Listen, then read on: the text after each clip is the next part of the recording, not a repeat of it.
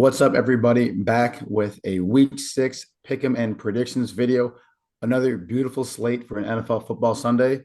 Let's get right into it. Of course, don't forget to like the video if you're enjoying the content, subscribe to the channel to keep getting this and other NFL content, and comment below in this comment section to let us know who you're taking this week. Sliwa, let's kick it off with the first Thursday game this week. What are you seeing in the matchup here? Yeah, so we got a NFC West matchup. I know we always like to call out these divisional games because you expect them to be a little bit closer. But yeah, I mean the Seahawks, they've fallen off. We talked about it early on. They won their first three games of the season against some weaker opponents, and now I feel like we're kind of getting a better idea of who the Seahawks are potentially. I mean, me and almost everybody else would have never expected them to lose to the Giants without Malik Neighbors, especially when he looked like that entire offense the last couple weeks. The Mhm. Seahawks, they're a tough team for me to read. I do think this is a pretty fair line. I think the Seahawks are probably just under a touchdown dog against the Niners. And I mean, the funny thing here is the Niners, they are 2-3, but they have a plus 20 point differential, while the Seahawks are 3-2 and they have only a plus 8 point differential. So the Niners, despite the worst record below 500, they have a better point differential. They are still the number one team on PFF overall. So a lot of advanced stats are still leaning with the Niners. I do think they lost a little bit of their juice without McCaffrey compared to last year. I mean, he was really the workhorse and did everything for that offense. So I think until we get him back, and if he does come back at all, I'm not as sold on the Niners as I have been on some other teams. I also didn't think they were going to lose to the Cardinals last week, straight up. So two teams coming off losses, they're going to be hungry for a win here. I mean, stats are telling me to side with the Niners, but after seeing the Seahawks lose to the Giants, I think that's what a lot of people are going to also be on. What are your thoughts at? Yeah, looking back at it, the Seahawks were in a tough situation coming off a short week of Monday Night Football against the Lions in a really physical game, and the Giants had the benefit of coming out of a long week with a Thursday night matchup. So I think that had something to do with it too. But what I've seen from the Seahawks unit specifically over the last few weeks is they had a really hard time, especially with a lot of the injuries they've had, stopping the run game. And I think you don't have to look any further than that Lions game. Jared Goff only threw the ball 18 times because they could rely on that run game so much between Gibbs and Montgomery. You even saw Tracy for the Giants had some pretty nice runs there. Certainly not an above average offensive line unit or running back for that matter in running game for the Giants. So I think that's the real difference maker here is their weak run defense. I think the Niners with Mason throwing Deebo Samuel there behind that offensive line and some bread and butter running plays are just going to use that same model that the Lions had to beat the Seahawks here. Run the ball all over them, make their front seven go to work and make them play the physical game that I don't think this front seven right now is ready to play. Secondary is all over. They're great. They're physical. They're locked down, but you don't need to be passing the ball that much to beat the Seahawks team. So I like the Niners here, and I think I like the spread too. And I don't like that. I like it because, like you said, that's probably where everyone's flooding now after that Seahawks loss. Yeah, I'm on the same boat as you. I don't think this is one I'm actually going to be betting, but I mean, it is a Thursday night game, so I mean, typically it ends up getting more money than it should, just being the only standalone game. But yeah, I mean, everything's pushing me towards the Niners, but -3 on the road seems like quite a bit. Especially, I mean, their coverage is phenomenal. Their run defense is subpar, and especially against the Kyle Shanahan led team, it's not a great formula. But I could see a way the Seahawks to get a backdoor cover or something here at home. Yep, it's definitely conceivable. Yeah, that's a tricky one for me. But moving on, we got another London game this week. We got the 1-4 Jags. They did pick up that first win of the season, as you called it and kind of been calling, but sitting at 3-2, above 500, which feels great as a Bears fan. Um, but I mean, Bears are a technical home team in this game, but this is more of a home game than anything for the Jags. I mean, it's not a true home game by any means, but they play in London every year. They have a 6-5 record in London, so they've done well there and probably a little bit more accustomed to it than most teams. The one other thing I would point out though is that the Bears do have a bye week next week, so just a little bit extra, leave it all on the line, and try to go into that bye week. Know you're going to get the recovery. So I like that favoring the Bears slightly. But yeah, another tough one. I mean, both of these quarterbacks, after really struggling the first couple weeks, have turned it on the last couple. Trevor Lawrence and Caleb Williams both looking a lot better. Caleb Love averaging 7.9 passing yards per attempt, with Caleb's averaging 7.9, Trevor Lawrence 7.1. But they're throwing more touchdowns, turning the ball over less. So I do think there will be a decent amount of points scored in this game. Kind of actually liking the over. Given the way the Jags have played so far this year, Trevor Lawrence getting the ball moving, and that defense has just been pitiful. Joe Flacco had a great line last week, and I got killed on a Jags -3.5. I don't know why I took it. Hook just destroyed me at the end. So, but regardless, I'm just saying that defense, I don't trust enough of them to stop the Bears, and I also think Trevor Lawrence has gotten enough together to put up some points. I like the over in this. Yeah, I think that's a really fair take. I was thinking more about this the out the spread this close, basically picking game, thinking about the outcome here. You mentioned that the offenses have been trending in very similar directions after a little bit of a rocky start, kind of finding their footing these last couple of games. The real difference between these two teams is the defense, as you kind of alluded to as well. The Bears tied for the second best PFF graded defense, and even just the eyeball test, we've been lauding this Bears defense all season long. And the opposite end of the spectrum, you've got a Jaguars team that is the seventh worst PFF rated defense. And the real weakness there in the team is kind of the run game and tackling, although their coverage isn't that good either. So I think that's where it's going to really separate. And so because of that, we've seen Caleb Williams in this offense succeed in the past couple of weeks against poor defenses, especially against that Panthers defense. I'd like to see that happen again. I think I'm on the Bears here with the spread again because of the difference in defense. I think though, like 1.5 is a good line, 2.5 is a good line. When they get to 3, that's when I start to get a little bit nervous. I think it's going to be closer than people expect, just by the way the Jags have been trending. Yeah, I mean, if anything, I like the Bears money line. I'm not even going to mess around with the spread.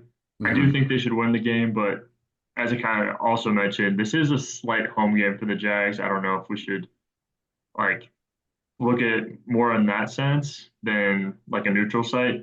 But I do think the Jags, I mean, they're 6-5 in London and not historically a great team, so they definitely turn it up in London.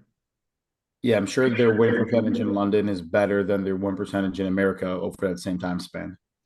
Yeah, I mean, yeah, that's what I'm getting at. But Yeah. I would agree with you outside with the Bears, almost solely just because their defense is that much better than the Jaguars. We kind of know what we're going to get on that side of the ball. Hmm.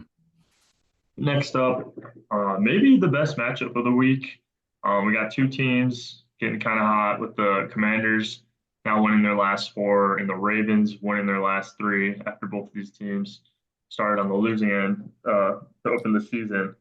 But Washington, they're number one in points scored over the last three games of the season. The offense, and Jaden Daniels specifically, looks unstoppable, but they are going up against a great defense here in Baltimore.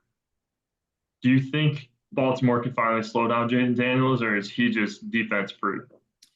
Yeah, I'm getting just total deja vu towards last year when I'm doing the same thing against CJ Stroud, thinking, okay, this is a lot of parallels with the Texans and the Commanders.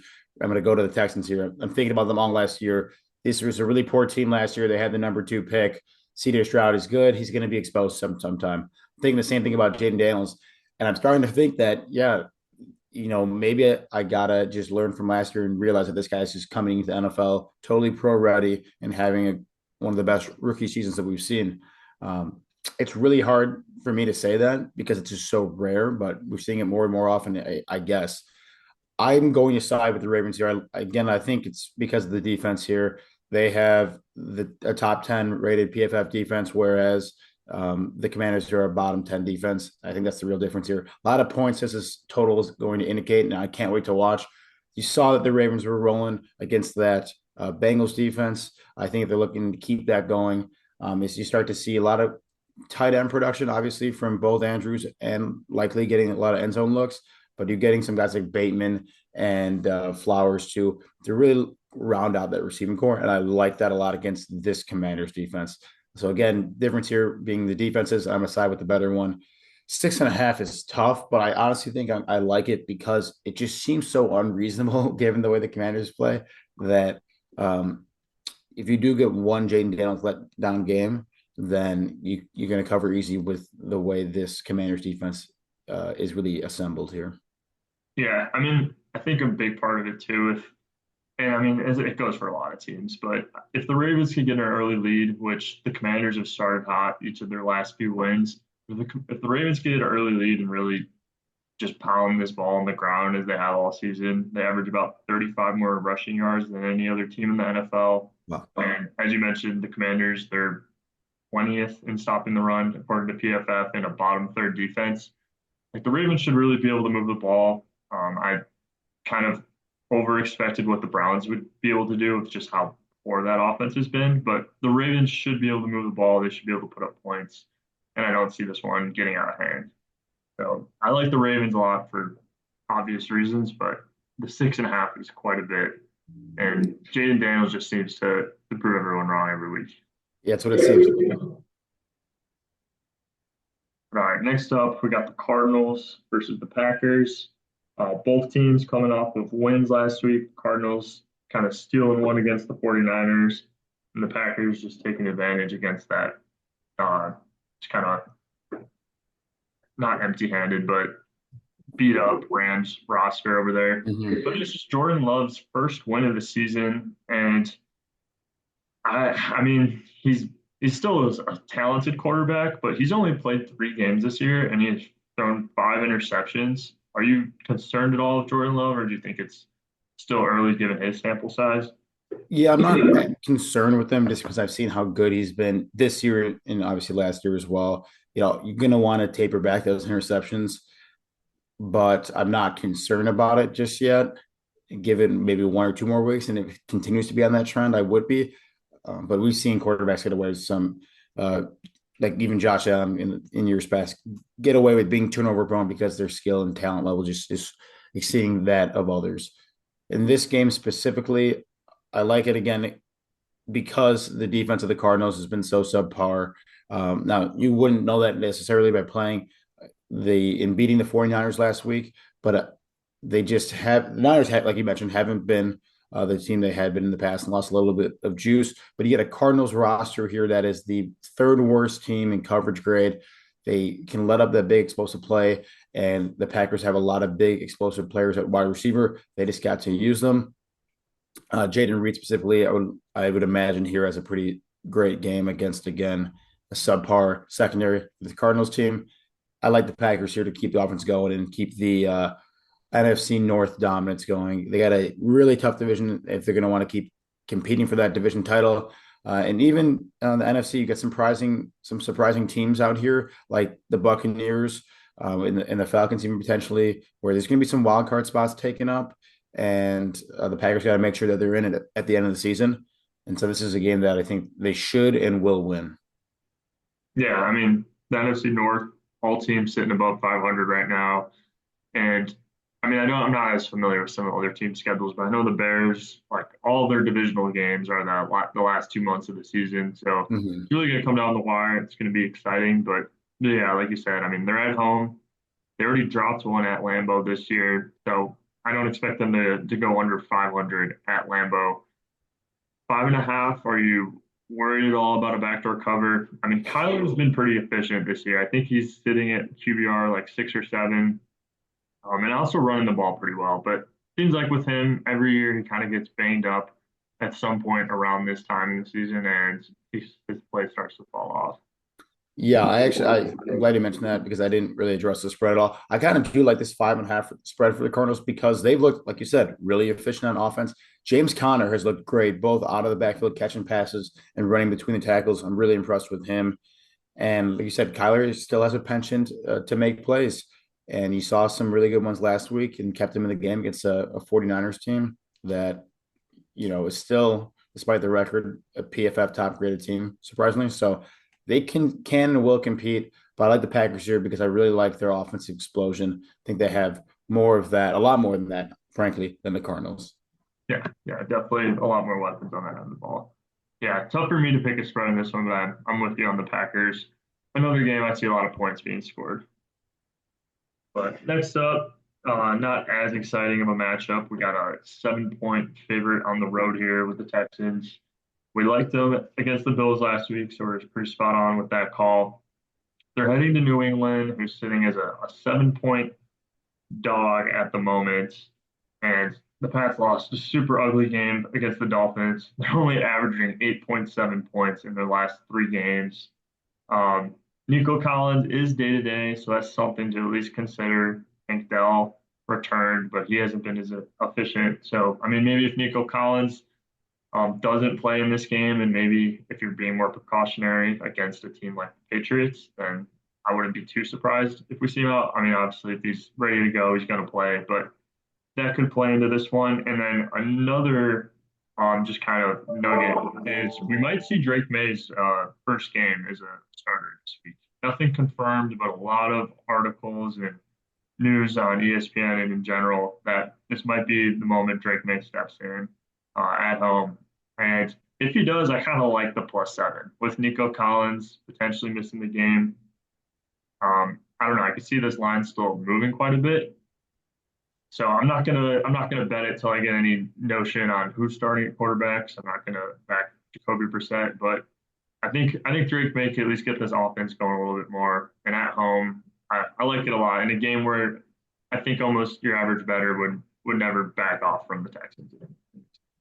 Completely agree with everything you're saying. I think regardless of the quarterback situation in New England, my pick is going to be the Texans to win this game. But it definitely seems like a really sneaky matchup for the Texans on the road in Foxborough here, coming off a really big win against a really great AFC team in the Bills and somewhere that I bet the Texans can imagine seeing in the playoffs too. Now, kind of get a letdown game on the road against a really tough defense. You see, this is a really low total of 37.5 here. If you get a little bit of spark from Drake May, the running game with Stevenson has been getting going a little bit more. I can see the Patriots covering this one. Definitely in a game with this few points to come by. I will say I don't love putting in Drake May probably at all this season. He's going to come in. That's just the nature of the game when you draft a top 5 rookie quarterback. But I would hate to be in that situation where you're getting thrown in front of one of the worst offensive lines in the league with one of the worst receiving units in the league, and you got to go make stuff happen and get hit time after time, drop back after drop back. We see guys like this is a tangent to some on this game going into the quarterback situation here. Let the guy do the Packer style where he learns under a year or two with the team, can grow a little bit, not have to be running for his life frantically behind a poor offensive line and develop. You see this all the time in Chicago. We throw our rookie quarterbacks out there right away, and they are doomed because that not only because of the coaching, but because the offensive line and the system in place. I don't want to see that happen in New England, although it likely will if Drake May gets thrown in there too early. So all thoughts aside, I do agree with what you said with the cover, but obviously I'm taking the Texans to the win. But this is definitely a look past game. Letdown game after a huge emotional win against one of the best teams they have seen, the Bills, and then probably a look past game for the Texans here as they're on the road thinking that they're on to the next one. Yeah, I mean the Texans they haven't really necessarily been blowing teams out. The Bears played terrible against them early in the season, and that was still a close game. They Mm-hmm. let the Bills come back and tie it last week in a game that looked like they should have really pulled away. So yeah, I'm just not trusting them in their ability to close games right now. At 4-1, they're not really blowing teams out. So I do like the Patriots with the spread here. Next matchup, we got an NFC South game. We have the 3-2 Bucks going to the Saints, who play Monday night here against the Chiefs. Um, and I'm scratching my head a little bit on the Saints. I mean, not fully. We kind of called it. We mentioned how crazy the usage was with Alvin Kamara, and that teams would eventually be able to lock in on it. But they've scored over 44 points in each of their first two games, and have just combined for 36 points in their last two. Do you trust this offense to get going, or do you think those first 2 weeks were kind of a fluke with the new coordinator?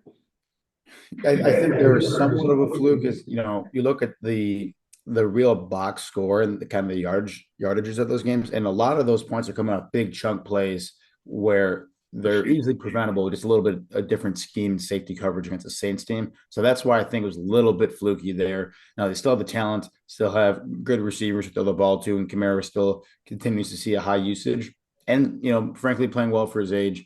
But I don't believe in the Saints that long term. I also really like the Buccaneers here to get a bounce back game after a tough loss against the Broncos and a really heartbreaking loss against the Falcons, which is one of the best games of the year so far. You see Baker Mayfield really exceeding at quarterback still as a carryover from last year. Mike Evans hasn't really slowed down as people keep expecting to happen. Chris Godwin's still really good out of the slot there. I like the Buccaneers to win this game straight up. Yeah, I do too. I mean, Definitely more consistent offensively. And that's really all you can ask for in a game where you never know what's going to happen against the divisional opponent. These two games, I love the Lattimore and Evans because these two players personify this matchup over the last 8+ years. yeah, I mentioned it last week too. So we had the Giants coming off a Thursday game against the Cowboys. They played the Seahawks who were coming off that Monday night game, and the Dude, Giants won. We got the Bucks coming off that Thursday night loss, and then we got the Saints going up in a big matchup against the Chiefs on Monday night. So yeah, I like the. It's not exactly a bye, but it's like almost half of a bye coming into this no, week. it's a great call out. It's these guys just get so destroyed week after week where that extra few days and conversely that one fewer day that the Saints are going to get here makes such a difference mentally, physically, preparationally that I didn't remember that. It's an incredible point that you made. I love the Bucks even more now realizing that. Yeah, no, I mean I'm with it, especially in a game like this where they're going up against the Chiefs. They're going to lay it all on the line. They're sitting at 500. Definitely not going to hold back in this Monday night. Yeah, I'm with you on the Bucks there. The next game we got is the 1-4 Cleveland Browns head into Philly to play the 2-2 Eagles. The Eagles are coming off of a bye week. A little bit indicative of the spread here, and then just how bad that Browns offense has been this season. I don't know if you've seen it, but have you seen Deshaun Watson's burner on Twitter? Like Leroy Bickerstaff? No, There's this burner account on Twitter with no profile picture, and all of his tweets are referencing number 4, which is Sean on the Browns. And he's saying he gets no help, and he's like, I don't know what else for. You got to check it out. But anyway, Sean's not happy. I don't know if the owners or the ownership's allowing the head coach to make a QB change, but they have to. Might see Nick Chubb, but I just don't see how you could bet on the Browns in this one. It's a big spread, but I'm all on the Eagles off of the bye, but probably a better spot for a teaser, in my opinion. yeah, I spread wise, I hate just using what I saw the last 2 weeks to make my opinion, really based on the Browns looking so horrendous this last couple of weeks. So I'm not even touching the spread. It gets pretty lofty. Eagles coming out of a bye week here, getting their guys healthy, both Devonta Smith and AJ Brown at wide receiver. They've proven to be able to at least get some success without them. With them, they're a pretty dangerous unit. Get them healthy. Get Lane Johnson healthy. Probably the biggest piece outside of Jalen Hurts in this offense. Quite honestly, at offensive tackle there. Coming off the bye here at 2-2, they are in a very winnable division right now. I think everyone thought at the beginning it was going to be a two-man race between the Cowboys and the Eagles. You get to see that it's really going to be the Commanders and everybody else. But again, I don't think this Commanders dominance is going to prevail throughout the whole season. I think just like we saw in the Saints, some people are going to figure out how to stop Jay Niels. There's going to get film. Someone's going to figure out the mold to slow him down. Maybe not stop him, but slow him down. I think the Eagles have a chance to really compete with this division title. And it happens in winning games like this, especially off the bye. I've had a long time to prepare. I got a good feeling that this team and this defense, with the extra week, schemed against the Browns and are going to figure out a way to dismantle them. Yeah, no, I'm totally with you. I mean, the weapons were banged up. Probably saw them fall off a little bit, but they're going to be back. And like you said, I mean, the Commanders, if they win again, they'll be sitting at 5-1. So Eagles want to stay up there in pace with the Brown or with the Commanders. And yeah, I can't trust the Browns till I see a QB change. Impossible to trust the Browns. They need to make a QB change. We'll see when it happens, but they got options over there. Next game, we got an AFC South matchup. The 2-3 Colts playing the 1-3 Titans. Colts lost to the Jags by 3. The defense didn't really show up, but Flacco looked great at quarterback, in my opinion. Potentially, I mean, in the last 2 games, he's been an upgrade over Anthony Richardson, Hmm. even though he's not nearly as mobile. But they're going to Tennessee, and this Tennessee team's looked rough. But I mean, I'm still not fully out on the Titans. I like a lot of their defensive personnel. Levis is questionable. Maybe we'll see Mason Rudolph, but I mean, I do think we'll get Levis back in this game. Where are you leaning? I mean, I kind of have an inkling towards one team here, but I want to hear your thoughts. Yeah, I'm with you. I'm not on the Titans yet. I don't hate their personnel wise. It just really the one guy on the roster that's been really underachieving is Will Levis, and that position at quarterback is the most important, the most significant position to either overachieve and underachieve. And when you're underachieving the way that he's been, specifically in the turnover department, that's really going to dictate your team's win and loss record. I knew the second that he got removed from that game that the Titans win chance against the Dolphins was instantly going to shoot up just because their quarterback had a lower propensity to turn the ball over. And this team has enough guys in place where they can kind of run on autopilot and be, not a good team, but better than where they've been performing. I think I want to lead with the Titans. I like teams off the bye week and against the divisional opponent at home. It's going to be really hard for me to do that given what I've seen.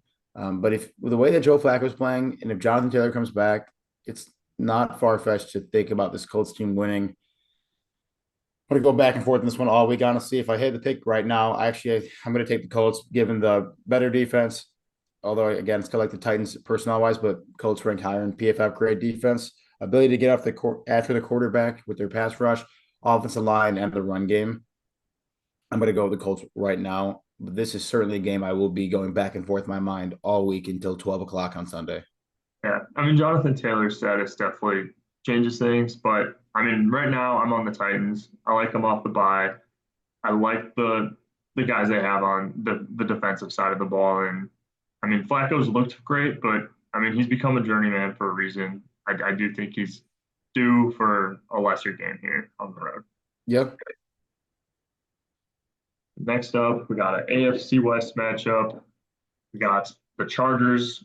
They're also coming off of a bye into this game, but they're sitting at 2-2, dropping their last 2 after starting the season 2-0. And the Broncos are now 3-2. I feel like this is a game where people might hype up the Broncos, kind of what they're doing the last couple of weeks. But at the same time, I think a lot of people are gonna think how I am and just have to side with the Chargers off the bye week. You are looking at a 3-point favorite on the road, which I don't love, but I just can't bet against Harbaugh on the road, or not on the road, but off of a bye.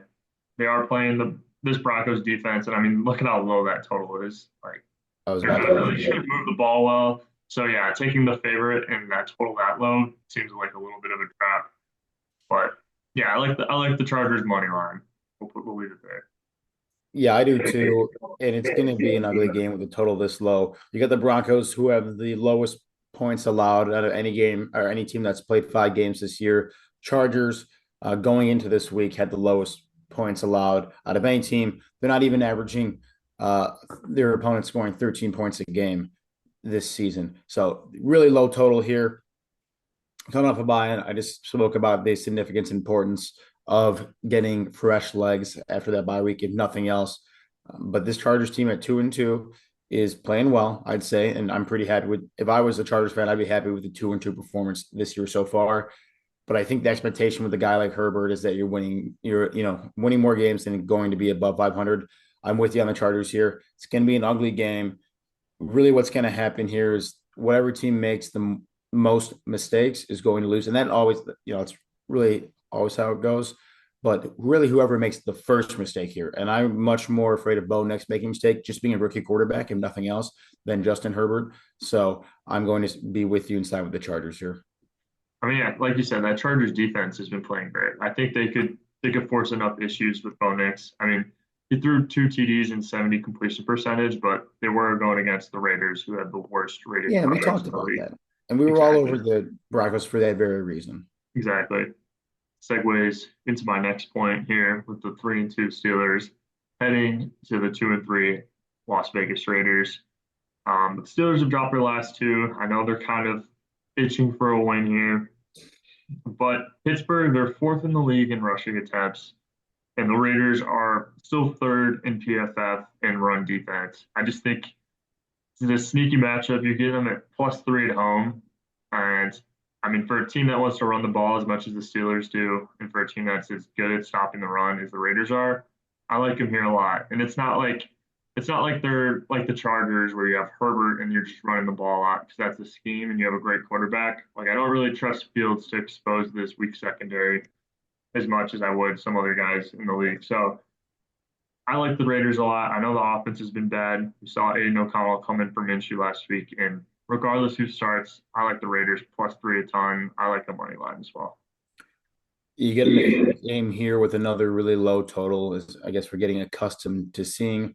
I think you made some great points, especially with that run defense with the Raiders, and really Justin Fields' ability or lack thereof to take advantage of a poor secondary. I agree. There's not many quarterbacks that, especially day-to-day starters, that I would say, hey, I think they're better. Or sorry, I like Justin Fields as a passer more than them. That's not necessarily his game. Obviously, he's got that in his bag, but more of a dual threat option that the Steelers have really been able to optimize. The Steelers defense has been so good, and it concerns me too. It's I think with a team with this many holes, I think I have to take the Steelers here to win it. To cover, it gets a little close. 2.5, I probably say yes. 3.5, I definitely say no. Three, I just stay away from. But I think the Steelers win this one. The backs have a better defense, a little bit better and built out of a formula from what they've had this season, and just given Tomlin's track record, just in general as a 500 above 500 ball club, but also as a coach that really knows how to beat teams with holes in their game. You don't accidentally have a winning season every year you coach, despite your personnel change. There's something that he's doing and identifying and really adapting just about as good as anyone ever has in history. And I think that's what you got to do against this Raiders team. And I think that's the reason the Steelers come out victorious again. Yeah, no, that's a No great point. real I mean, holes in for the a guy like Steelers Tomlin, I team. mean, you got to win those games that you should win. Yeah, But all right, we're different there. We'll revisit that next week. Next definitely. matchup, we got three to go, a few minutes left here, but we have the 3-2 Falcons heading to the 1-4 Panthers. And I mean, if anybody watching these videos, I've been on the Falcons pretty much every week. I'm going to keep being on the Falcons pretty much every week. I I know it was just one game, but Kirk Cousins in that offense looks like they figured it out. They always had the weapons; it just had to click. And what I saw last Thursday, I mean, I could get behind that. And just to our point with the Bucks, they're getting extra time to prepare, going up against a really weak Carolina defense. I think Atlanta lights it up. Yeah, I'm with you. You call the Atlanta offense get going, and they did. Let's look for them to keep it rolling against one of the worst defenses in the league. I like the Falcons here after, again, a pseudo bye week here. Yeah, yeah. No need to get too into that one. Yeah, Save a little bit of time that was for cut and dry. yeah, a little bit of time, but we got the Lions sitting at 3-1. They're coming off of a bye this week, and the Cowboys won, in my opinion, pretty ugly game against the Steelers. What are your thoughts for this one? I'll let you take it. Yeah, I love the Lions in this game for a couple of reasons. One, coming off a bye week, obviously, but here's the real thing: it's the run game with both these teams. We talked about in the last few weeks that the Cowboys don't have that great of a run game. Rico Dowdle stepping up a little bit, but really not a true number one running back in this league. And the flip side of that story is the Cowboys have the worst run defense in the entire league right now, both in terms of PFF grade, but also just rushing per attempts. Basically, really all real run metrics are bottom five: yards per game, yards per carry. This Lions team, you saw what they did against the Falcons this Lions team against the Seahawks. When you cannot stop the run, they are going to abuse you with Gibbs and Montgomery and this top graded offensive line. I love the Lions to just run the ball down the Cowboys' throats the entire game. It's going to be a lot of points here. I actually think I like the under because of the fact I think the Lions control the ball so much in the clock with the run, but I love the Lions here. Yeah, no, I think you make a really good point there. I think the Lions, I mean, we've seen it in several games this year. When they have a mismatch, they've been taking advantage of it because they could win games multiple ways. I'm with you there. Uh, miscalculated. We do have two left, but we got a little bit of time here. We got the 1-4 Bengals going to New York to play the 2-3 Giants on Sunday Night Football. And this Bengals team, I mean, then they have to figure it out. Burrow's second in the league in QBR, first in TDs, and sixth in passing yards. And this team is 1-4, just because how bad that defense is. On the flip side, it looks like the Giants have kind of figured out what they're doing. All of a sudden, they're 2-3 from a team everybody was saying looked like the worst in the entire league. They'll also get Neighbors back in this one. So it's a pretty interesting matchup, in my opinion. Where are your thoughts here with the Giants as home dogs? Yeah, without a doubt, taking the Bengals here to win this game, really get into desperation territory. They were in desperation territory and trap game territory last week against the Ravens. It just so happens that, if that's a 4-0 Ravens team, I truly believe the Bengals win. The Ravens being 2-2 throws a little bit of a wrinkle in it. This defense is really poor, but I think, again, you're going to need Joe Burrow to keep up that pace that you're describing there in terms of QBR, touchdowns, everything else. I think Higgins and Jamar really help this offense be explosive, and I don't think the Giants have the capabilities to match that offensive output. I like the Bengals here. Yeah, no, I'm with you. I think, like you said, if the Ravens weren't sitting at 500 going into that game, Bengals should pull that one out. And they're not a bad team. At 1-4, they're definitely the most underperforming team in the league. Mm-hmm. So only a matter of time before they figure it out. I mean, hopefully sooner than later. Last up, we got our Monday Night Football matchup. The 3-2 Bills going to the 2-3 Jets. Both teams kind of on some losing skids here.